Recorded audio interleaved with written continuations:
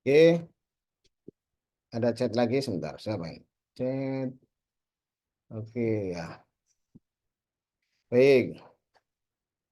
Untuk pertemuan yang kedua kita mulai ya. Untuk materi yang kedua. Bismillahirrahmanirrahim. Untuk materi yang kedua kita mulai, yaitu materinya definisi SKN, kendali loop terbuka dan loop tertutup. SKN kita biasakan ya tentang mata kuliah kita.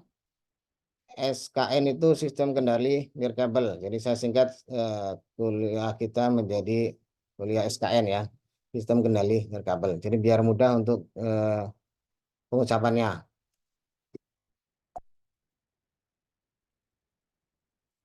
Kita ke definisi dulu. Ada yang sudah tahu tentang sistem kendali nirkabel atau SKN? Jadi terdiri dari tiga kata ya. Yang pertama yaitu sistem. Sistem itu apa? Sistem adalah kombinasi dari beberapa komponen yang bekerja bersama-sama.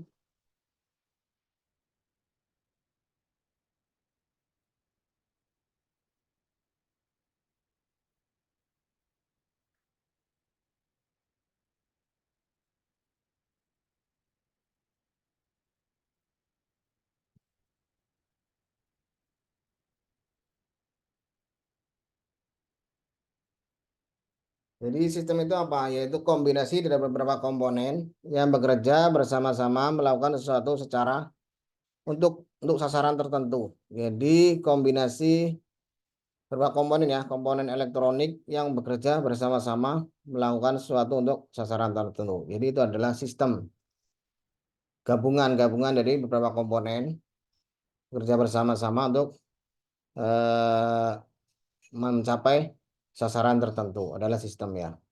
Cuman kendali kendali atau biasa disebut dengan kontrol ya. Silakan terbiasanya apa kendali atau kontrol itu sama. Yaitu suatu kerja untuk mengawasi, mengendalikan, mengatur dan menguasai sesuatu. Jadi kendali atau kontrol itu apa? Yaitu suatu kerja untuk mengawasi. Jadi sudah sebuah kerja atau kegiatan ya, kegiatan atau kerja untuk mengawasi, mengendalikan, mengatur dan menguasai sesuatu. Kemudian nirkabel itu apa? Nirkabel adalah transfer informasi antar dua atau lebih titik yang tidak terhubung oleh pengantar listrik atau kabel. Jadi makanya namanya nirkabel yaitu transformasi antar dua titik atau lebih yang tidak terhubung oleh pengantar listrik atau kabel. Jadi tanpa kabel. Jadi pengantar transformasi data tanpa menggunakan kabel adalah nirkabel. Sehingga dari ketiga kata tersebut bahwa sistem kendali nirkabel adalah gabungan dari beberapa komponen elektronika yang bekerja bersama-sama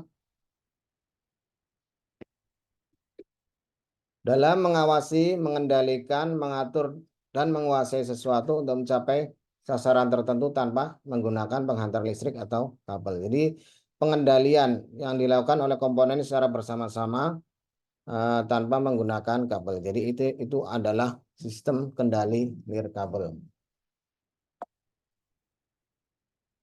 Kita ada sebuah ilustrasi ya tentang sistem kendali. Sistem kendali.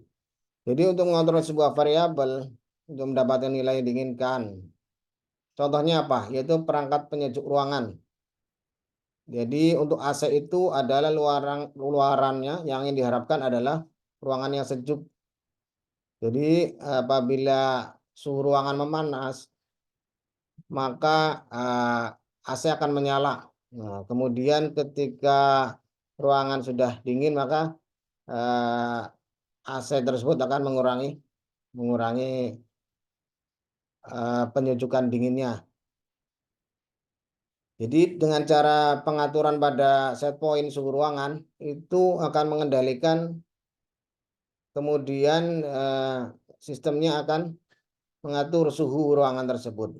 Jadi ketika suhu yang dicapai belum tercapai maka kompresor akan terus berputar sehingga mengalirkan udara dingin. Kemudian ketika suhu yang di setting sudah tercapai maka kompresor akan berhenti. Kemudian ada ini ilustrasi berikutnya, yaitu mengontrol suatu kejadian. Ini pada sebuah conveyor ya, conveyor ban berjalan. Jadi kendalinya seperti apa? Yaitu untuk memindahkan kaleng ke sebuah mesin press. Kemudian mesin press bekerja menghasilkan bentuk yang diinginkan.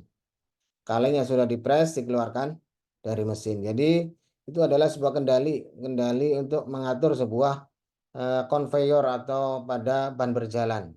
Jadi memindahkan kaleng ke sebuah mesin press, kemudian mesin press bekerja menghasilkan bentuk yang diinginkan, kemudian kaleng akan dipres keluarkan dari mesin.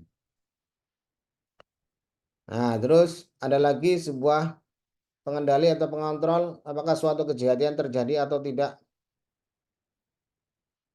Nah, adalah pada sebuah contohnya mesin cuci ya. Jadi ketika tidak ada listrik atau satu dayanya mati maupun pintu terbuka, maka kendalinya dia tidak akan beroperasi. Nah, itu adalah suatu kejadian terjadi atau tidak. Jadi ketika ditanamkan kepada sebuah program if ya, if dan then ya biasanya ya untuk di programnya. Jadi jika eh, pintu terbuka maupun tidak ada satu daya, maka mesin tidak akan beroperasi. Nah, jika uh, terdapat satu daya dan pintu tertutup, maka mesin beroperasi. Itu adalah sebuah pengendali mengontrol apakah suatu terjadi atau tidak. Jadi untuk sistem kendali bisa diilustrasikan sebagai ini pengendali sesuai dengan tujuan yang kita inginkan. Kemudian bisa juga untuk mengendalikan sebuah proses urutan kejadian, kemudian bisa dikendalikan ketika sebuah syarat dipenuhi, yaitu suatu kejadian terjadi atau tidak. Pada sebuah sistem kendali yaitu komponen atau proses yang dikendalikan dapat direpresentasikan dengan suatu diagram blok ya, yaitu hubungan input output sebab akibat daripada proses. Jadi untuk kendali tersebut adalah terdapat input, kemudian proses, dan outputnya seperti apa. Pada sistem kendali dapat diklasifikasikan menjadi dua kategori. Nah, dari yang diagram input, proses, dan output tersebut. Jadi dari input, proses, dan output tersebut itu dapat diklasifikasikan menjadi dua ya. Jadi kendali yaitu sistem kontrol loop terbuka atau open loop control system. Dan yang kedua adalah sistem kontrol loop tertutup atau disebut juga closed loop control system. Jadi kedua sistem tersebut itu seperti apa? Nah, kita bahas ya satu persatu. Jadi sistem kendali loop terbuka adalah sistem kendali yang menggunakan suatu aktuator untuk mengontrol proses secara langsung tanpa adanya umpan balik atau feedback. Jadi kalau bisa kita gambarkan di sini adalah arahnya satu ya, ke kanan, hanya satu arah. Jadi terdapat sebuah aktuator device, jadi alat pengeksekusi, kemudian proses dan output. Jadi untuk kendali loop terbuka adalah satu arah. Salah satu jenis sistem kontrol yang banyak digunakan untuk pengendalian parameter yang digunakan dalam peralatan rumah tangga maupun industri, di mana loop terbuka sistem kendalian keluarannya tidak berpengaruh pada aksi pengendalian. Jadi pengeluaran output ini tidak ada pengukurannya ya, tidak ada pengukurannya. Kita buat contohnya adalah mesin cuci. Pada proses yang dilakukan oleh mesin cuci yang meliputi perendaman, pencucian, dan pembilasan, tidak dilakukan pengukuran terhadap outputnya. Jadi outputnya itu entah nanti bersih atau tidak, itu tidak dilakukan pengukuran. Artinya pada mesin cuci tersebut hanya disetting waktu lamanya mencuci, terus jenis bahan yang ingin dicuci. Jadi menginput hanya sekali tanpa ada monitoring atau melihat daripada feedback daripada output tersebut, sehingga pengaruhnya apakah nanti mesin cuci tersebut hasilnya sudah bersih atau belum tidak ada hubungannya dengan inputnya. Artinya ketika mesin cuci tersebut sudah diinput berapa lama waktu untuk mencuci, kemudian jenis bahan yang akan dicuci, maka akan melakukan pengendalian hanya untuk batasan air ya. Jadi air ketika sudah penuh maka proses pencucian akan dilaksanakan. Tapi tidak dilihat daripada parameter pada outputnya. Jadi outputnya tidak dilihat. Ini adalah sebuah contoh pengendalian pada mesin cuci. Jadi asumsinya ketika kita memilih waktu yang digunakan untuk mencuci, kemudian jenis bahannya juga apa yang dicuci, maka cucian tersebut dianggap bersih.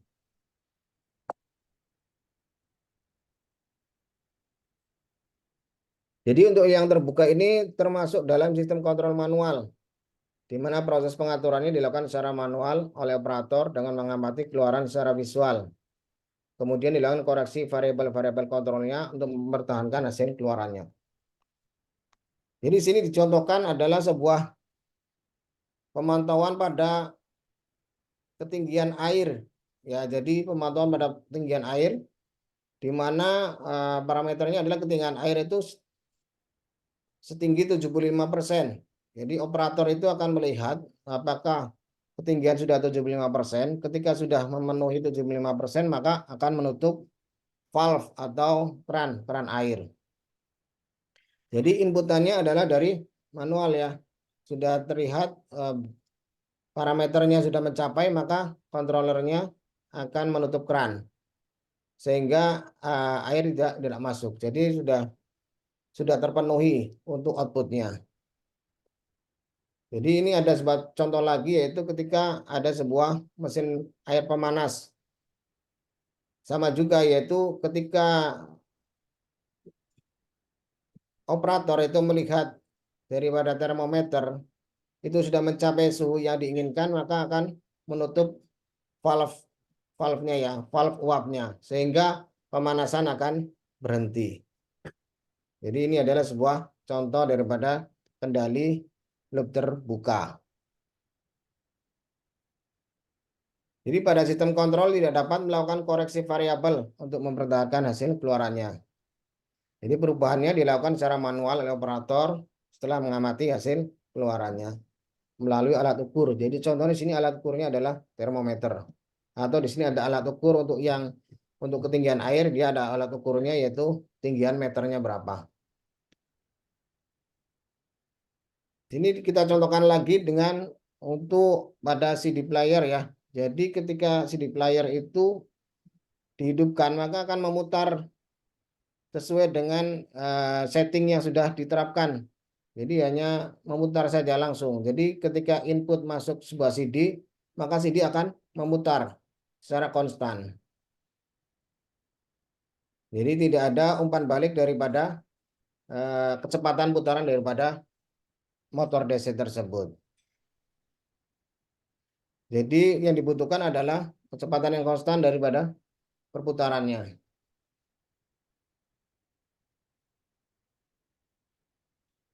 Terdapat juga ketika ada lagi, yaitu untuk memposisikan. Nah, memposisikan di sini ada sebuah motor stepper ya, motor stepper yang dapat digunakan untuk memutar berapa derajat yang diinginkan. Jadi untuk motor stepper tersebut dikendalikan secara manual. Jadi berapa derajat yang ingin dikendalikan, sehingga motor tersebut akan bergerak sesuai dengan settingan yang telah ditetapkan.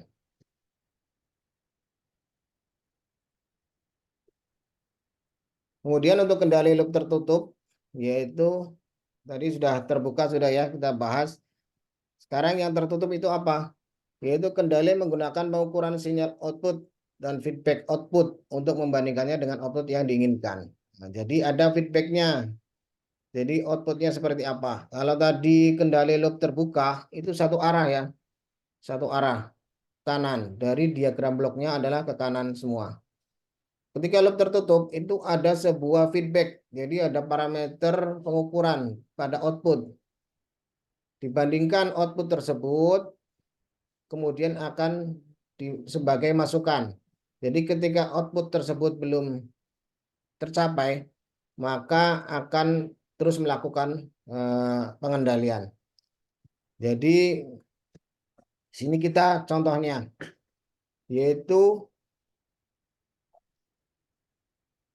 pada sebuah pengisian air sama seperti tadi. Nah, kalau secara terbuka adalah menggunakan operator ya. Operatornya yaitu akan melihat seberapa tinggi air tersebut, apakah sudah 75% atau tidak. Jadi kalau tertutup, di sini ada sebuah sensor ketinggian bisa memberikan. Jadi ketika pengendali air sudah bekerja, akan mengisi air. Kemudian air tersebut akan diukur oleh sensor. Sensor tersebut kemudian akan memberikan informasi ke mikrokontroler bahwa ketinggian misalnya masih 50%. Maka pompa air akan tetap membuka kerannya. Jadi valve-nya akan terbuka sampai dengan suatu titik di mana informasi dari sensor tersebut memberitahukan bahwa ketinggian sudah pada mencapai 75%. Ketinggian 75% tersebut itu sebagai input bagi mikrokontroler untuk memerintahkan pada valve untuk ditutup. Jadi mikrokontroler akan mengeksekusi valve untuk menutup. Begitu seterusnya. Kemudian airnya dari penampungan air tersebut dia akan berkurang misalnya. Dia akan berkurang. Maka sensor akan memberitahukan kepada mikrokontroler bahwa ketinggian sudah mulai berkurang. Maka valve akan dibuka. Jadi ada feedback daripada keluaran. Jadi dari kontrol tersebut ada feedback keluaran. Di sini pemberitahuan. Jadi dari diagramnya adalah masukan kemudian kepada controller. Ya, controller sebagai pengendali, kemudian elemen kontrol, kemudian proses. Nah, prosesnya adalah membuka valve ya.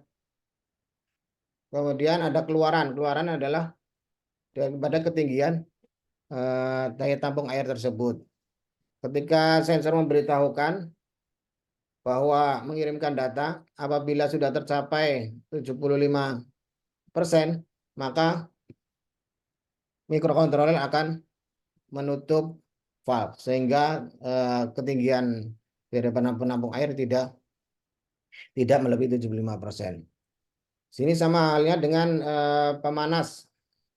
Pemanas juga sama, yaitu pada outputnya itu ada alat ukurnya. Jadi di situ ada alat ukur, kemudian akan memerintahkan akan menginformasikan pada mikrokontroler. Kemudian mikrokontroler akan membaca apakah kondisi pada output itu sudah sesuai dengan setting yang telah ditetapkan. Jika belum, maka akan tetap membuka kontrol uap. Ketika sensor tersebut sudah memberikan informasi bahwa panas sudah tercapai, maka mikrokontroler akan menutup valve uap sehingga suhu pada air tersebut sudah sesuai dengan settingan yang ditetapkan. Nah, ini adalah sebuah kendali loop tertutup ya. Jadi ada feedback daripada parameter pada outputnya. Kita contohkan lagi kepada pemutar DC. Nah, di sini seperti itu. Jadi pada pemutar DC seperti tadi, kalau pada pemutar CD itu dia tanpa adanya sensor putaran. Ya, kalau yang loop tertutup di sini terdapat namanya tachometer. yaitu untuk mengetahui seberapa putaran yang telah dieksekusi. Jadi putaran tersebut itu akan memberikan informasi kepada controller. Jadi settingan terhadap kecepatan putaran daripada motor DC tersebut bisa dikendalikan. Jadi ketika motor DC tersebut sudah mencapai putaran yang sudah ditentukan settingannya, maka controller akan memerintahkan DC tersebut untuk mengurangi kecepatannya atau memperlambat sehingga tidak mencapai kecepatan yang berlebihan daripada settingannya. Jadi untuk diagram bloknya yaitu ketika sudah jadi ada kontrol device-nya ya, kemudian ada motor DC, kemudian turntable, jadi akan memutar, prosesnya memutar, kemudian ada tachometer sebagai sensornya, kemudian akan memerintahkan sampai dengan tidak terjadi error atau ketidaksesuaian dengan settingannya. Sini sama seperti tadi, yaitu ketika kita ingin men-setting sebuah motor servo ya. Nah, apakah settingan kita sudah sesuai dengan suhu derajat ya, sudut derajat yang ditetapkan, maka motor tersebut akan berhenti. Jadi ketika sudut derajatnya sudah tercapai, maka putarannya akan berhenti sesuai dengan sudut derajat yang ditetapkan. Jadi dari feedbacknya yaitu berupa dari potensiometer, sensor potensio. Jadi sensor potensio ini sebagai feedbacknya memberikan impuls atau sinyal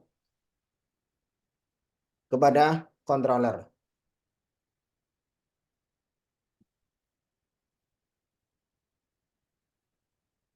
Kita contohkan lagi di sini adalah pada kontrol pemanas ruangan. Jadi pada open loop system, jadi sistem yang terbuka, yaitu di sini ada switch on off, kemudian elektrik dan kemudian pemanas ruangan. Kemudian outputnya, temperaturnya. Jadi perbedaannya adalah tidak ada feedback daripada temperatur tersebut. Di sini tidak ada sensor yang diletakkan sebagai penginformasi temperatur berapa yang sudah dicapai. Lain halnya dengan closed loop. Closed loop di sini ketika pada outputnya itu terdapat sensor yang akan memberitahukan apakah output daripada pemanas ruangan tersebut sudah sesuai dengan set point-nya. Jadi ketika set point-nya belum tercapai, maka ketika suhunya belum tercapai set point, maka akan terus error. Artinya akan terus mengerjakan pemanasan. Terus bekerja terus sampai dengan tercapai suhu yang diinginkan.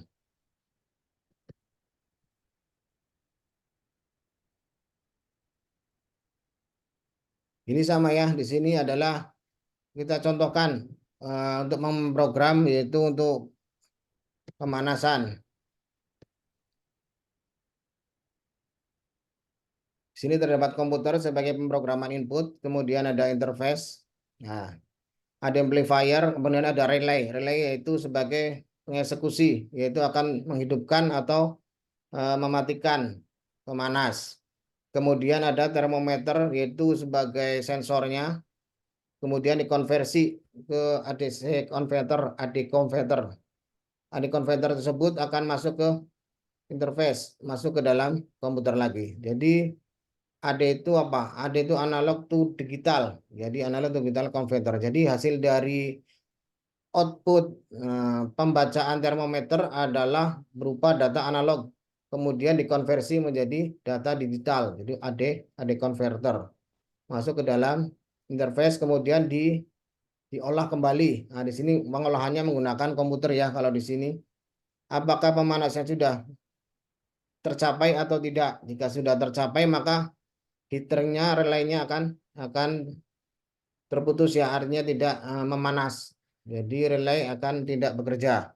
Tetapi ketika pemanasnya eh, belum tercapai, maka relay akan tetap terhubung atau pemanasnya tetap bekerja. Begitu seterusnya untuk sistem pemanas.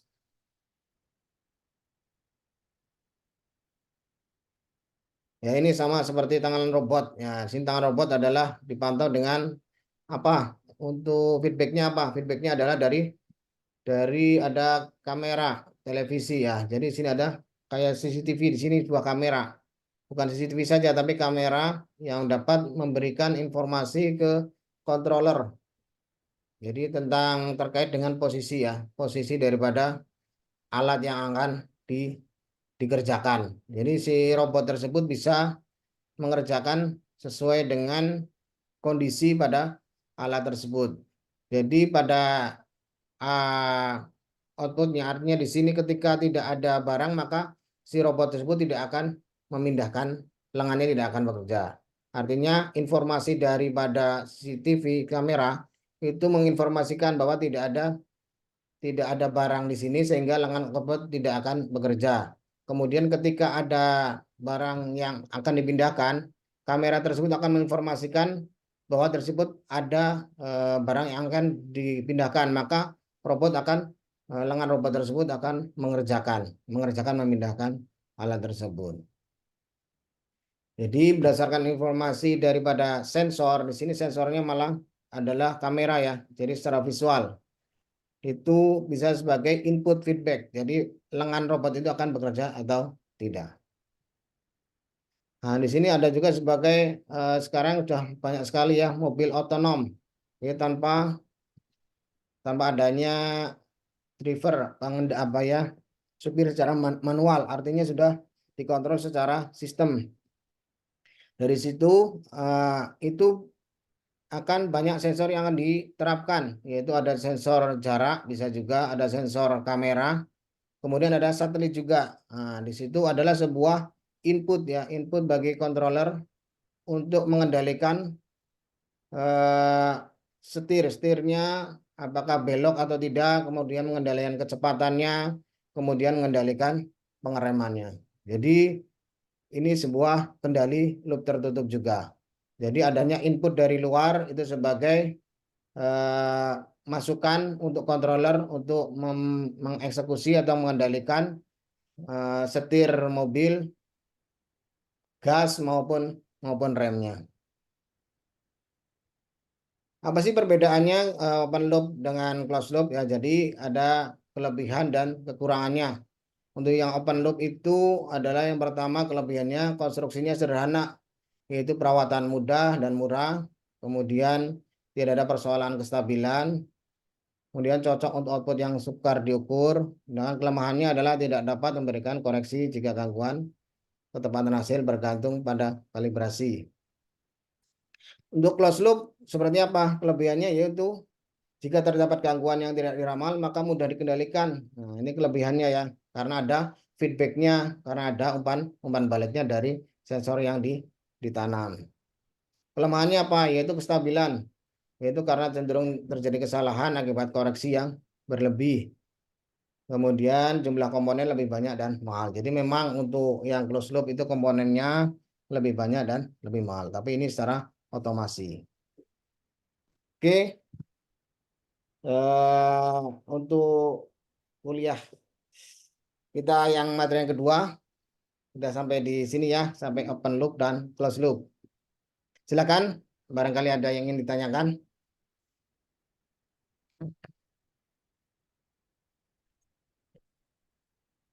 Nah, sambil menunggu, kita absen lagi aja ya. Absen untuk yang kedua. Absen yang kedua ya. Silakan di depan kamera, nama juga.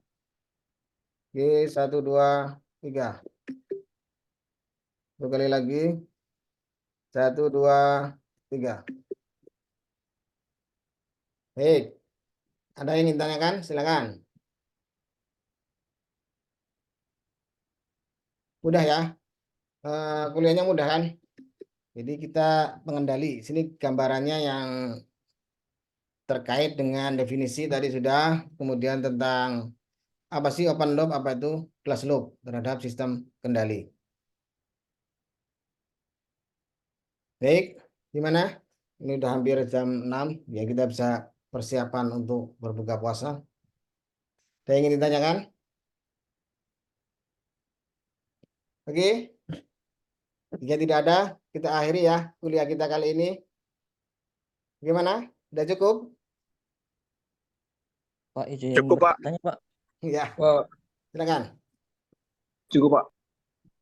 Gini, Pak, Bagas mau bertanya nih, nama saya Bagas, Pak.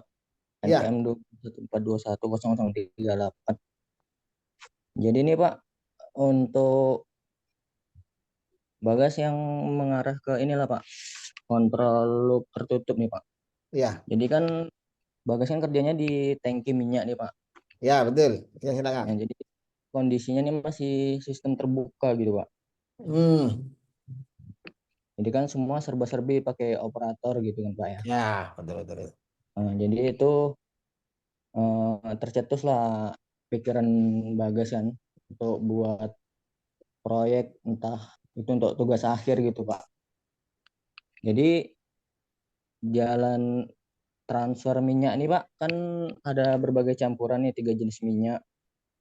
Jadi eh, Bagas kepengen buat gitu pakai sistem sensor gitu Pak. Jadi apabila jenis minyak pertama ini sudah selesai, dia akan terpantau melalui monitor gitu. Kira-kira untuk pembelajaran kita ini Pak bisa mengarah ke situ atau gimana Pak ya? Ya, bagus, bagus sekali. Namanya juga Bagas ya, sama bagus. Sama. Jadi idenya bagus. Jadi selama pengaplikasian di tempat kerjanya itu pengoperasinya secara manual ya, bisa dikatakan seperti itu ya, untuk memisahkan minyak. Ya, Iya jadi Pak, benar mempunyai Pak. ide untuk memisahkan secara otomatis. Nah, itu sangat bagus sekali. Kita lihat saja untuk parameternya. Jadi indikasinya seperti apa untuk memisah tersebut.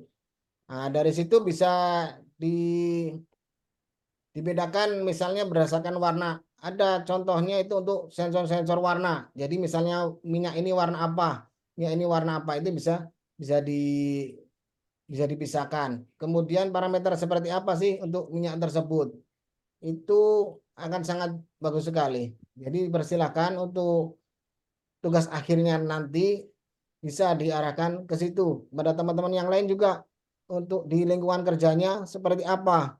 Apakah ada permasalahan yang sering yang sedang terjadi yang sekarang yaitu misalnya adanya pengoperasiannya secara manual, maka tercetuslah sebuah ide bagaimana kalau dibuat sebuah otomatisasi seperti yang ide yang yang ingin dibuat oleh Mas Bagas ini ya. Jadi silakan untuk parameternya yang penting nanti dicari. Bagas, jadi apa sih sebenarnya yang ingin dipisahkan dari segi kekentalannya mungkin, dari segi warnanya, nah, itu yang akan dipisahkan secara otomatis. Seperti itu ya, Mas Bagas. Baik Pak. Itu Pak kira-kira untuk pemrogramannya atau monitornya gitu Ya, pakai aplikasi lagi Pak ya? ya betul. Jadi nanti dari sensor tersebut akan menginformasikan ke microcontroller. Jadi kalau yang paling mudah ya gambarannya itu adalah untuk yang suhu ruangan. Jadi saya juga di sini ada sebuah di laboratorium ya. Jadi itu dimonitor melalui komputer. Jadi input daripada suhu ruangan tersebut masuk ke dalam komputer, kemudian dikendalikan komputer tersebut mengendalikan pemanas ruangan tersebut. Atau di tempat kami juga ada namanya pengendali tekanan. Jadi ketika tekanannya tersebut masih di bawah tekanan settingan, maka akan menginformasikan. Jadi berapa sih tekanan yang sekarang ada, kemudian akan menginformasikan, kemudian akan mengeksekusi tekanan tersebut harusnya eh, diberi apa ya, tetap dilakukan untuk memberikan hisap. Jadi kalau di kami adalah namanya penghisapan. Jadi apakah terus akan disisap sehingga tekanannya akan semakin besar. Jika tekanan sudah tercapai maka dikontrol hisapnya akan berhenti.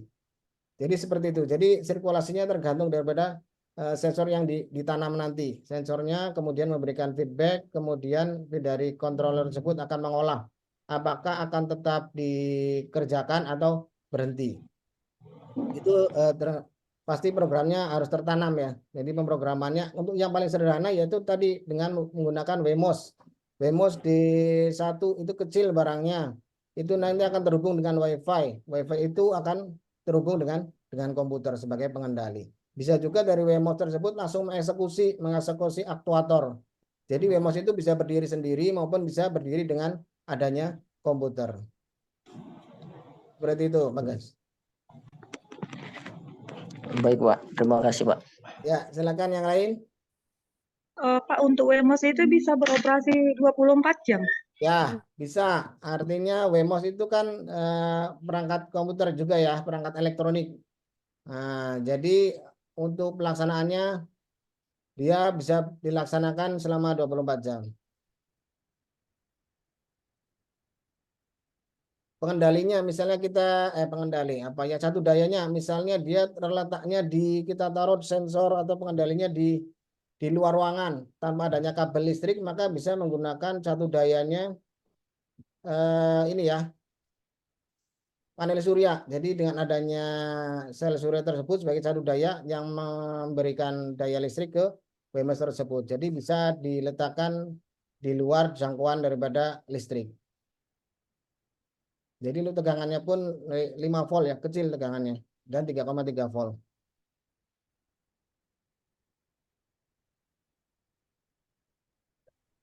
Pak, Silakan. izin bertanya Pak, Ya, sedikit ya. Pak.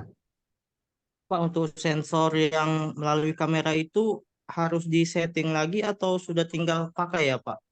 Ya, jadi kamera itu nanti ada pendekatannya, yaitu pendekatan secara bentuk. Itu nanti ada dari kamera tersebut. Jadi diolah kembali apakah bentuk tersebut sudah sesuai atau tidak. Jadi ada metode-metodenya untuk fragmentasi namanya, yaitu antara dari kamera tersebut memisahkan objek dengan latar belakang. Jadi misalnya ada sebuah botol nih di sebuah meja, maka kamera tersebut akan mendeteksi botolnya saja. Itu adalah dengan cara metode untuk memisahkan fragmentasi. Jadi di dalam meja itu awalnya tidak ada botol misalnya, kemudian diletakkan botol, maka si kamera akan membaca di situ ada sebuah botol. Nah, botol tersebut itu dibaca kemudian diolah apakah itu botol yang diinginkan, misalnya ketinggiannya itu apakah botol yang diinginkan. Jika tidak, maka botol itu bukan dinyatakan sebagai botol yang setelah disetting. Jadi ada sebuah metode tersendiri untuk memisahkan objek dengan latar belakangnya. Kemudian ada metode lagi untuk mengukur objek tersebut, apakah objek tersebut sudah sesuai ukurannya atau tidak. Jadi ada metode-metode untuk fragmentasi pada visualisasi kamera. Berarti Pak dia cuma pakai kayak infrared gitu ya Pak ya? Ya, enggak, kameranya menangkap visual gambar. Jadi gambar tersebut nanti diolah akan memisahkan. Jadi misalnya botol itu akan memisahkan dengan mejanya. Kemudian botol tersebut akan diukur oleh microcontroller apakah dia ketinggiannya sudah sesuai atau tidak. Jadi itu kalau yang di kamera sekarang kan dia pakai sensor gerak ya. Kalau ini enggak, yang tadi contohkan adalah menggunakan visual. Jadi visual menangkap sebuah foto, kemudian foto tersebut diolah, memisahkan foto objeknya, misalnya botol tersebut dengan latar belakangnya, kemudian foto tersebut, si botolnya tersebut apakah sesuai dengan ukurannya atau sesuai dengan bentuknya, diolah lagi, kemudian jika iya maka eksekusi si lengan robot tersebut untuk menggerakkannya. Seperti itu. Oke Pak, terima kasih Pak. Oke, ada lagi? Ya, semangat sekali ya. Terima kasih. Nanti bisa kita lanjutkan di materi berikutnya. Semangat, saya senang. Oke, artinya kendali ini banyak peminatnya. Oke, berhubung ini udah mau buka puasa juga, kita akhiri kuliah kita kali ini ya. Kita lanjutkan di pertemuan berikutnya. Terima kasih atas perhatiannya. Saya tutup kuliah ini. Selamat sore. Assalamualaikum warahmatullahi wabarakatuh. Waalaikumsalam warahmatullahi wabarakatuh. Waalaikumsalam Terima kasih, Pak. warahmatullahi wabarakatuh. Terima kasih Pak. Selamat berbuka.